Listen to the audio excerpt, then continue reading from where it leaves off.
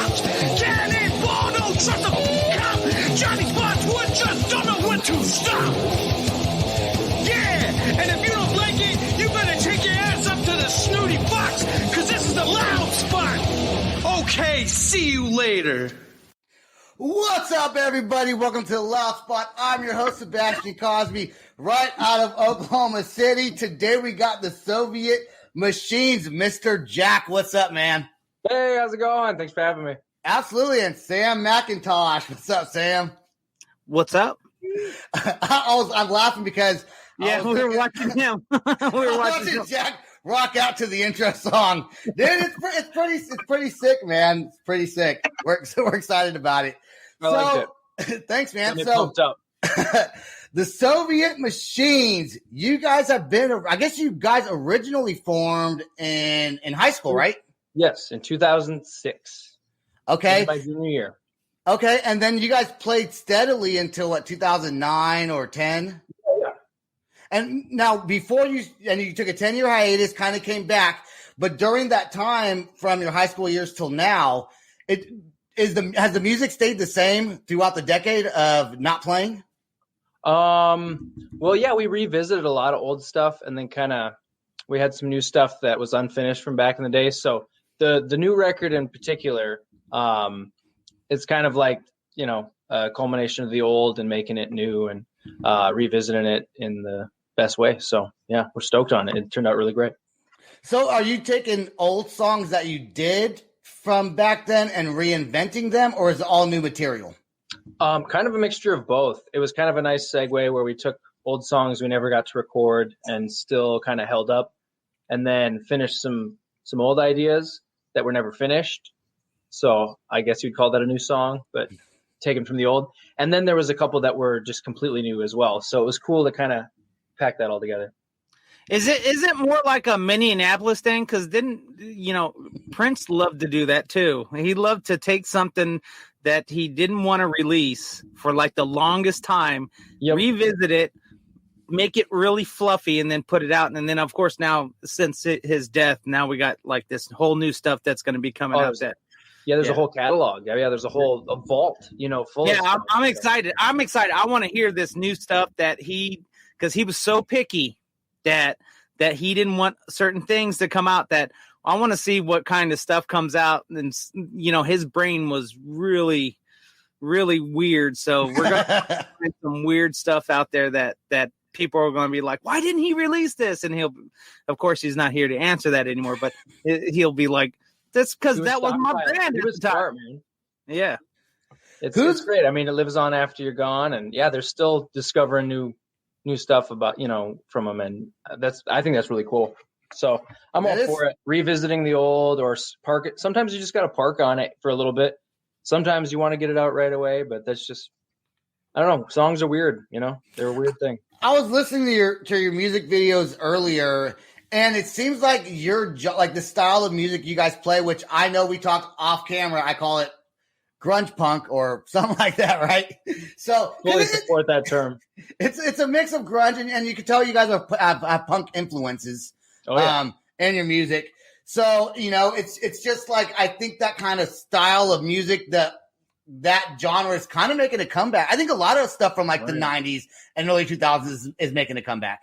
I totally agree. And it feels like we're in good company. Like we're coming out at the right time. So it was completely by accident, but I'm happy to be doing it again. It's my favorite kind of music. So happy to be making it and putting it into the world, Well, Sebastian loves to put two words together. So he'll put like just like chocolate rocks, It's like, what does that even have? What is that? And so you can probably come up with good band names. Yeah, no. Actually, he's his own band generator. Matter of fact, if anyone's watching, he will gladly come up with your band name just by listening to the style of your music. That's it.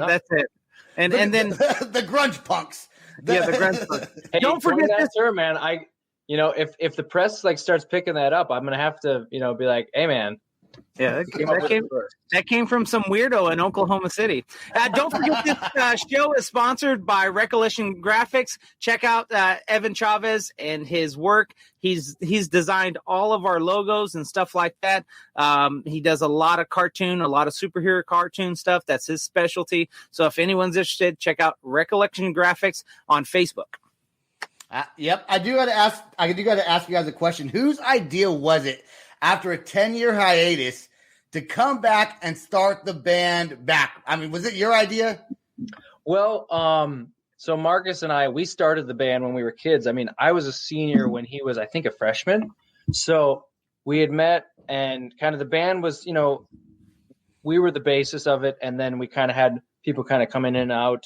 And so him and I had kind of stayed in touch over the years, and we were always kind of like fans of each other's bands. And, we were always like, oh, we should do it again sometime. And it just kind of never really happened, And which, I was watching an interview with the Raconteurs last year, and they were like, Jack White, why'd you take so long to get the Raconteurs back? You made such good music. And they're like, we didn't think it was going to take 10 years, we just didn't, you don't know, and the timing was right. COVID happened, and we were kind of in like a lull period, and we kind of run into each other more frequently, and we're kind of sharing stuff like, oh, we should do something. And then, I think Marcus had shared a few things with me. I shared some tunes with him that I was working on. I was just like, this has that old school Soviet Machines vibe. So we went from there. Did it really happen over a night of drinking? Like, yeah, we should do it together. We should do it, man. And that was part of it.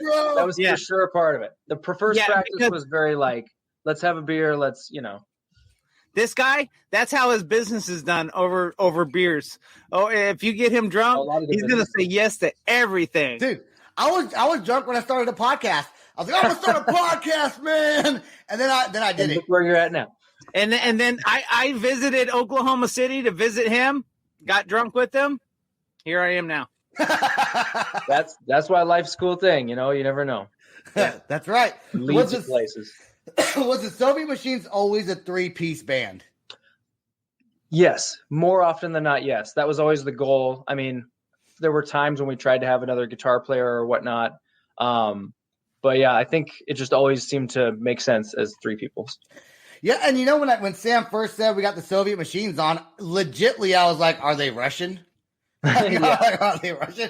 And then you're not Russian at all. I did read how you guys got your name. Wasn't it from like a history class or something like that? You just liked the name from a textbook or something?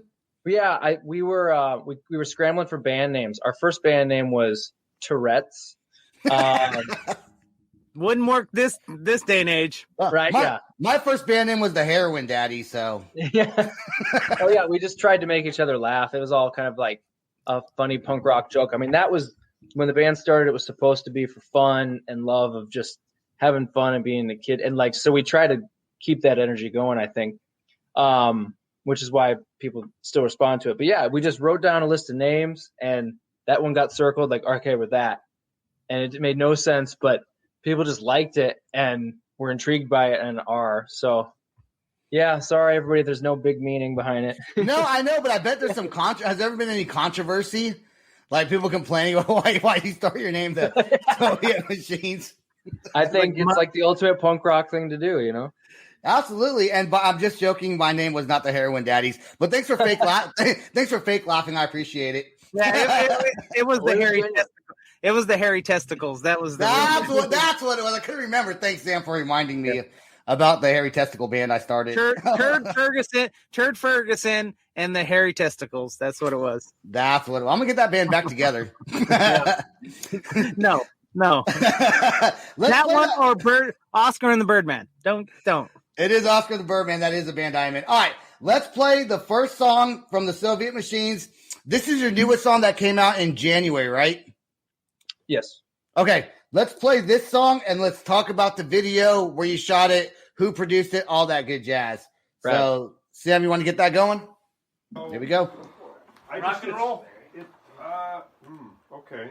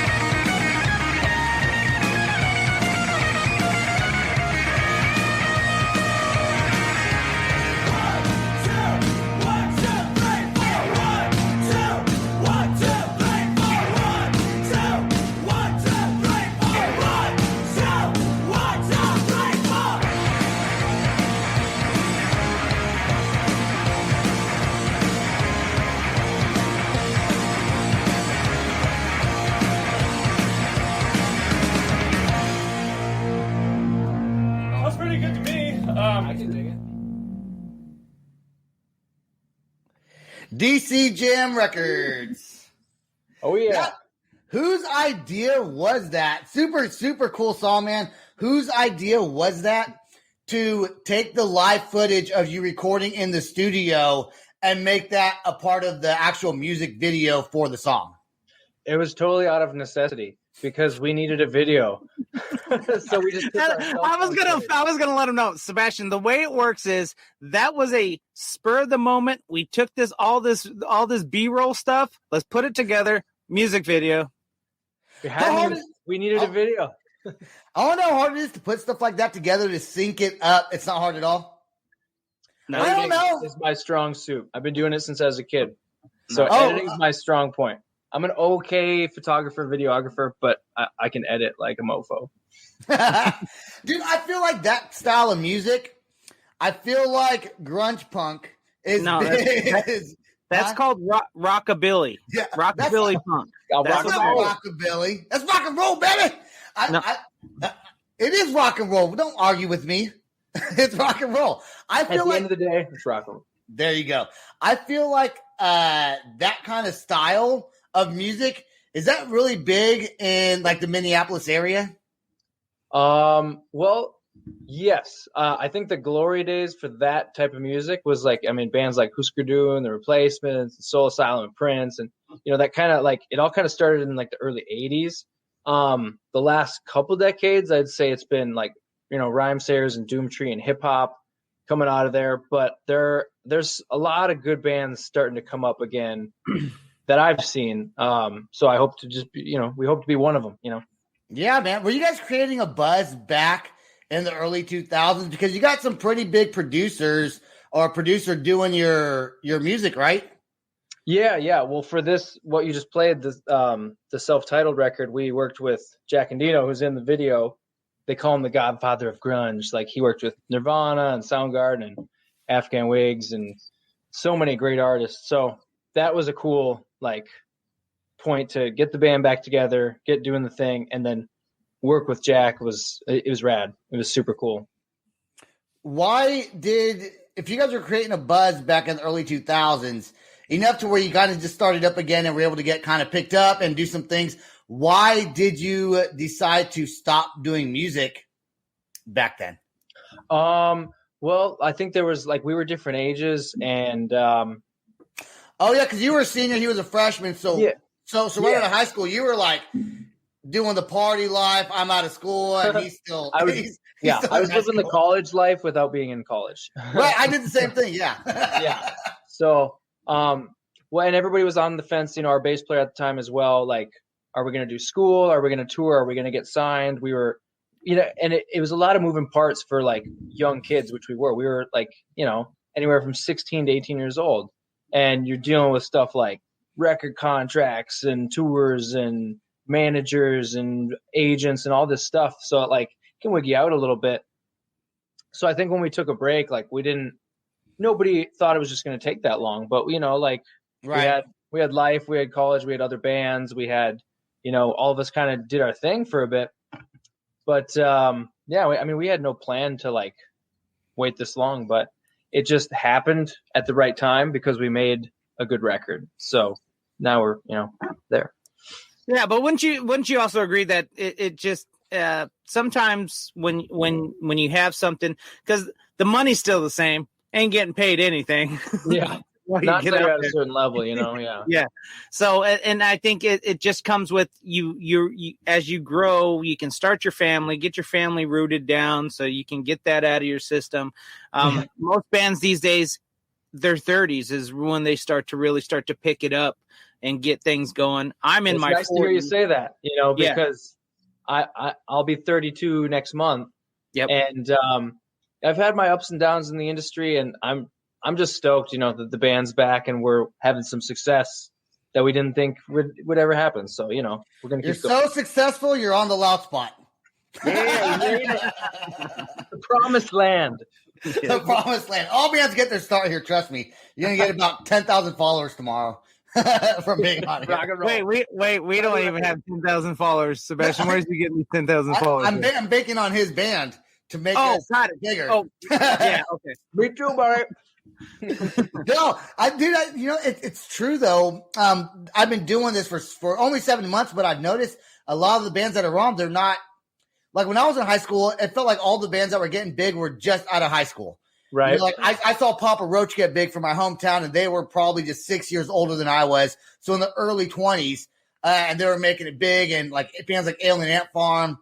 And I feel like now it's the more seasoned musicians. And I wonder if that has to do with managers tired of dealing with fucking young ass kids who don't get their shit together. Yep. And then they want getting families, and then they can't do shit, and then they just put all this money into it. So Yeah. by the time you're in your 30s, you're settled down. You know what you want to do. You have a better vision of your future, I guess. Yeah, it's not so crazy. I saw this great like meme or whatever you want to call it of like, rock stars in the 80s, and it was like Slash passed out with like a bottle of whiskey and a guitar, and then it was like rock stars now, and he's like at his computer and he's got his little headphones and like he's all got his glasses.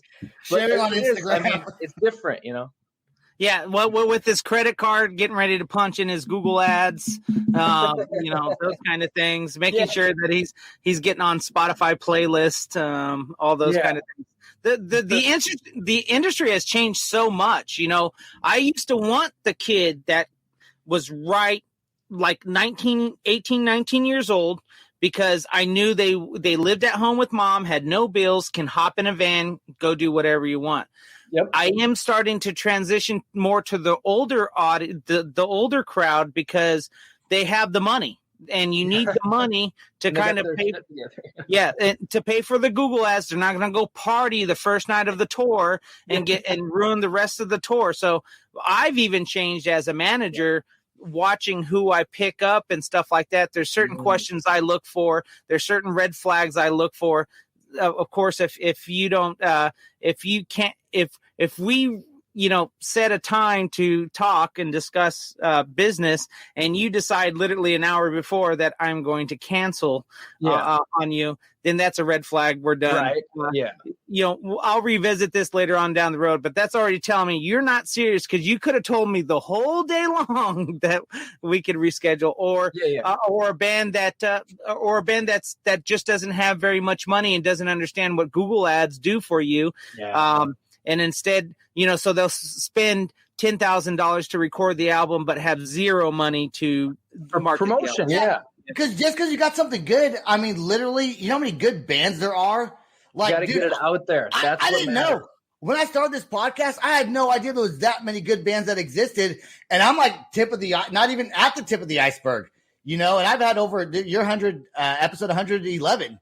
And like, there's just so many good bands out there. It's crazy, but I think the older bands do take it more seriously. They have more money to spend on it. And the ones that want to be serious and can tour, they will tour. So I think, like I said, when I first started the podcast with you, you're not only is your genre of music kind of coming back to the younger kids, but at the same time, you're at an age now where you can put some money into it, take it seriously, and see where the next chapter takes you. And that's been our whole focus this whole time is, what did we learn, and how far can we take it? And it's surprising. It's great. Absolutely, man. Let's play your next song, 2 Shots in the Back of the Head. All right. Pow, pow!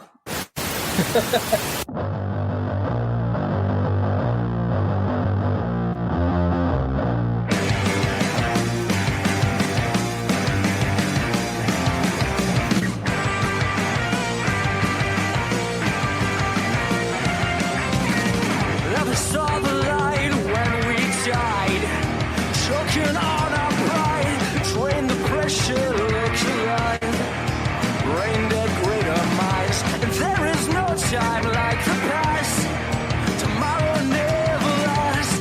So give up, give in. Are we ready to begin? Out of the ground, back from the dead. 2 shots to the back of the head, spinning out the shares, and that sweet sound of so-called friends. As we put them all to rest, you're up the coast.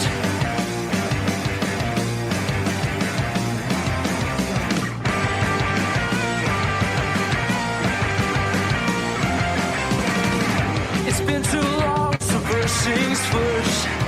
Feed me a line into your worst of all is fair. Truth and lies, not the cuts as deep as ties. But keep your distance, don't kill me quick. I wanna taste your sick, sweet mother of invention. I want the worst of your intention. Out of the ground, back from the dead. 2 shots in the back of the head. Spinning out the shells, that sweet sound, so-called friends. As we put them all to rest, give up the coast.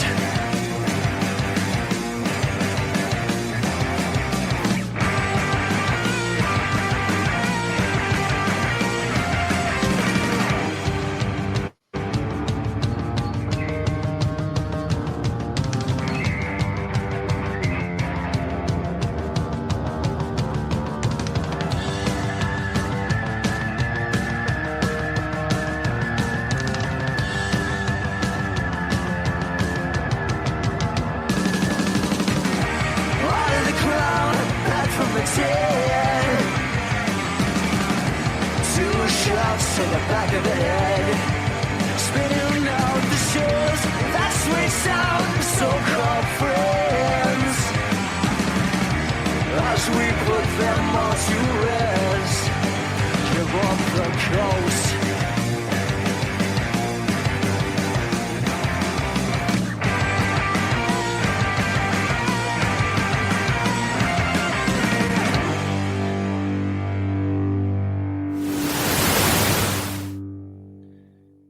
Dude, so sick, man. Yeah. You know why I like that song? I'm going to tell you why I like that song. That is, from the 2 songs I've heard, by far, I love that song. And I'll tell you why. To me, not the music, but the vocals. The way the vocals are in that song reminds me of the same kind of harmonies that Matt Skiba would do from Alkaline Trio. And I love Alkaline Trio. And you guys can disagree with me with that. I don't care. That song sounds fucking good, dude. I like the way you sing. I think it does it sounds like Matt Skiba a little bit in some of the Alkaline Trio songs. Sam always disagrees with me. Sounds like Nirvana. It sounds like Nirvana to me. It sounds like a Nirvana and Alkaline Trio. I watched his mannerisms. His mannerisms were the same. The fucking hallucinogen, that was pretty cool because I was like, I remember being like that. By the way, that's what mushrooms feel like. Just to let you know, that's exactly what mushrooms feel like. Isn't it weird how people could take a song and have 2 completely or 3 or 4 different opinions of what they feel? You know, because I listen to a lot of Alkaline Trio, so that's why I would relate it. Not the music, but the vocals to it. But most people would disagree with my comparisons anyways. So, but dude, I love that song, man. That song is really good. Appreciate that. Yeah, it's one of those things. That's what people tend to forget. Music is art, and when you look at art, you interpret art from what you interpret it for. So like when I listen to a band, I will hear certain things that it'll pick out in my brain and say one thing. So like that song says Nirvana, Kurt Cobain, all those kind of things to me. Of course, the aesthetics of the tie-dye t-shirt, the backwards hat, the scruffy beard, all those things fit into place. Whereas Sebastian says Alkaline Trio because of the vocal structure of that for the most part. And that's okay. Now, the problem I have in this industry is the fucking music snobs that decide, no, you're wrong, I'm right. No, neither one of us are right or wrong. That's true. It's what we interpret. Yeah. Exactly. You know, art is art. It reminded me of Slipknot meets Lamb of God. Okay, I will go. What the fuck? No, It's hard, bro. It's hard. No. Yeah, that sounded like Madonna meets Liberace. Dude, all right. So we kind of keep our shows right around 30 minutes. So we're already running out of time, man. The Soviet Machines, Jack, you've been super great to have on here. If you can mention one thing about your band you want your fans to know, my fans to know, on a public platform, what would you want to say? Our self-titled record is available now, and you should go get it. You should check out our stuff. You should share it with friends, and keep an eye on us. We're going to do something. Where do they go? That's the biggest thing. Where do they go? Everywhere online. You go to iTunes, Spotify, YouTube. You can go to facebook.com/the Soviet Machines. I'm working on our website, but we also got Bandcamp, and we also got all sorts of cool stuff. Instagram. I don't know if we have a Twitter. I don't know if they do that anymore. But and your fans only. Yeah, only fans where we do strip teases for tips. That's right. But only if they buy the record. That's right. Buy the record. We want to give a big shout out to Mike Kubelos from Earshot Media for hooking us up with the Soviet Machines. If you are a PR company. Hey, hit us up. We'd love to interview your bands. Don't forget to also take a look at our website at www.theloudspot.net. Go pick up some merchandise as well to help support the show, because all this stuff you see here costs money. We don't get any, but we got to pay for the programming. Sebastian? Yep, and don't forget, all of our episodes are on Apple, Spotify, iHeartRadio. Go check out YouTube. We're on Facebook Live every Monday, Wednesdays, and Friday nights. We got merchandise. We're growing the show constantly. We've done just this last month has been crazy. So go check us out, theloudspot.net. Like Sam said, if you're interested in being on the show, theloudspot@gmail.com or .net. Theloudspot@gmail.net or Sam at theloudspot.net. Did I mess that up? Yeah, something like that. Just email me, sam@theloudspot.net. Don't worry about him. Don't worry about him. I put down calm on there on accident for some reason. I don't know why I do that. It just naturally comes out. But yeah, theloudspot@gmail.net. All right, the Soviet Machines, go check them out. Go check out their Bandcamp. Go check out their iTunes and Spotify and all that good stuff. Jack, buy their new album. Go get it. It's awesome. Absolutely. And Jack, don't go anywhere. Stay right there. Sam, is the outro stuff ready yet? Yep. Here we go. This is the Loud Spot outro by nothing short of tragic. Is this all talk with no action? No. Is this my thoughts with distraction? No. Is this what I bought that's in fashion? Or is this the Loud Spot with Sebastian? Yes. Does nothing short of tragic have its back again? Yes. Does everything that's good really have to end? Yes. A pin post has to pin show, so to get more episodes, make an order, this is over. Thanks for watching our video. If you liked our video and you watched it on YouTube, make sure to click that subscribe button and click that bell to get notifications. If you watched it on Facebook, don't forget to click the like and share it with your friends. And if you watched it on Instagram, share it and give us a follow as well. Sebastian, he's going to tell you where to go to listen to the audio and get some cool merch. Sebastian?